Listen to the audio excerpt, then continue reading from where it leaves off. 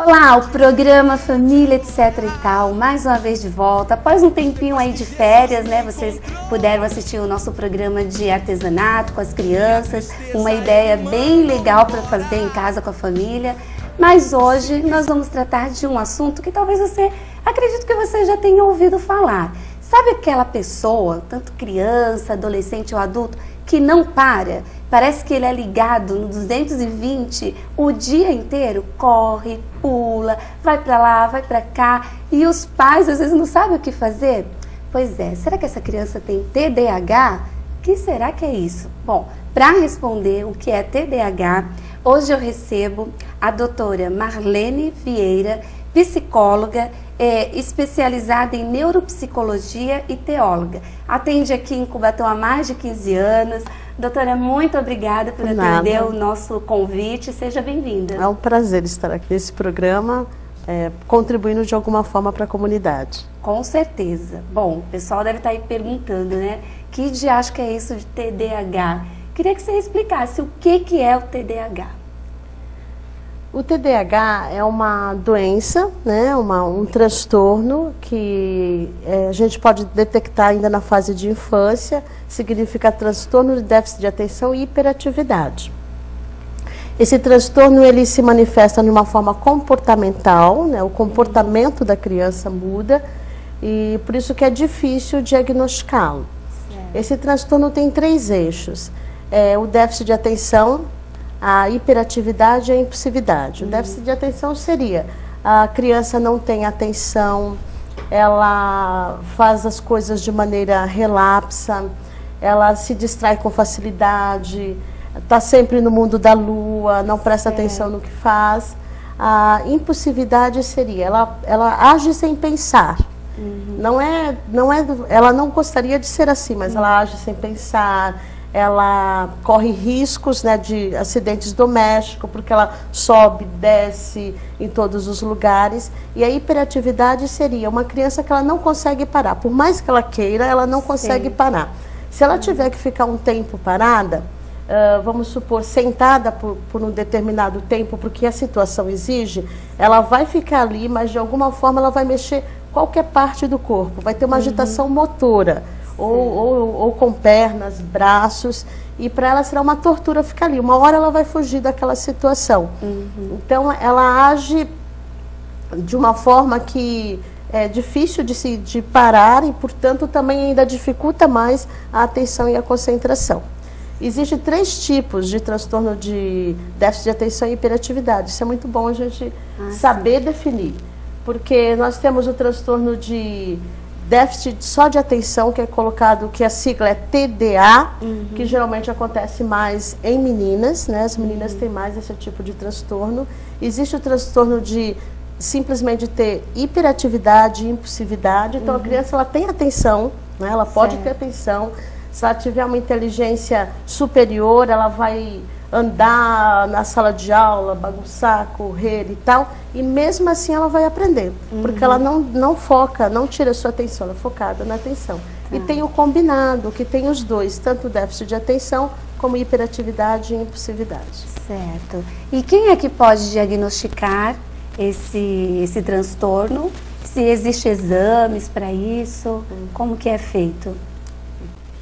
O TDAH não tem exames médicos, clínicos que comprove o transtorno, porque na realidade o TDAH é uma disfunção dos neurotransmissores. Os neurotransmissores eles fabricam dopamina, serotonina, e isso faz com que o nosso cérebro funcione. O TDAH, o que se tem de estudo é que pode ser, né, que os neurotransmissores da dopamina estejam em pequena quantidade e por isso afeta lá no lombo frontal, onde nós temos a área da atenção, da motricidade, da percepção, e aí, estando em pouca quantidade, tem que ser equilibrado. A Organização Mundial de Saúde, por meio do CID-10, que é um órgão que padroniza todas as doenças mundialmente, eles têm algumas características. Então, eles têm itens de déficit de atenção, hiperatividade e impulsividade. A criança ou adulto tem que ter esses comportamentos há pelo menos 6 meses. e terem 7 itens de cada um desses comprovados. Seria mais ou menos isso. O trabalho é feito pelo psicólogo e pelo neurologista, seria o diagnóstico, né? O psicólogo investiga e o neurologista faz o complemento e define se é ou não. Essa avaliação é feita por observação, dados, entrevista. Então é determinado assim, eu tenho que ter esse comportamento de déficit de atenção ou hiperatividade em pelo menos 2 ambientes a criança tem que ter. Então o adulto teria em escola, em ambientes sociais, em casa, no trabalho.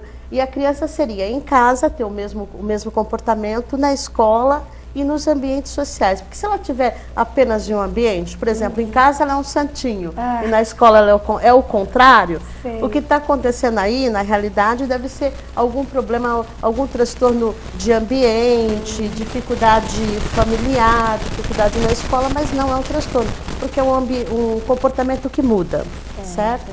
O neurologista ou psiquiatra, que também pode ser um desses 2 profissionais para detectar, ele pede um eletrocefalograma da criança ou do adulto só para diagnóstico diferencial, para comprovar que esse cérebro funciona normalmente.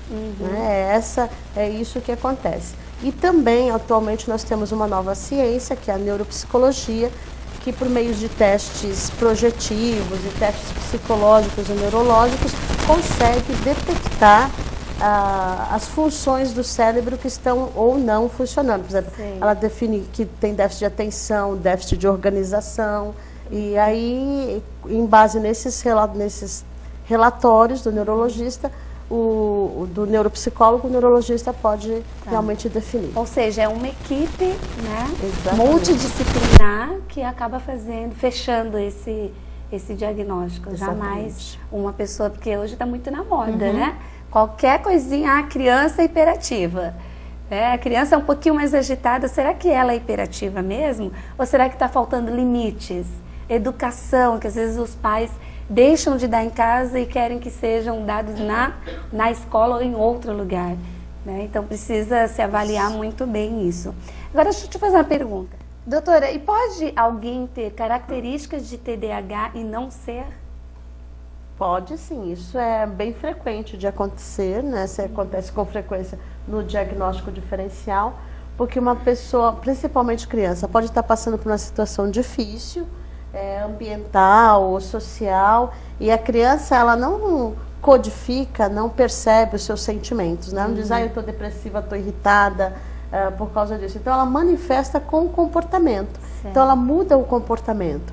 Então ela pode estar irritada porque tem algum problema dentro de casa, ela pode estar irritada porque ela está com dificuldade na escola, está sendo rejeitada. Porque não dormiu direito. Exatamente, porque não dormiu direito. Então, e esse comportamento pode perdurar por alguns dias ou meses, até que a situação se reestabilize. Então, tem essa dificuldade. Criança também de 3 a 6 anos, ela já tem uma certa energia na sua fase de desenvolvimento da primeira infância, em que ela é por si só hiperativa, ela está descobrindo, ela descobriu a sua própria energia, descobriu que é uma pessoa, e aí ela vai vasculhar este mundo. Já são características próprias da idade. Exatamente. Né? E olha a energia, hein? A energia. Põe energia nisso. O que ajuda a diferenciar esse diagnóstico seria mais ou menos assim, a perduração e se essa hiperatividade está dificultando a sua vida social. A partir do momento que isso se torna um transtorno para aprender, para relacionar,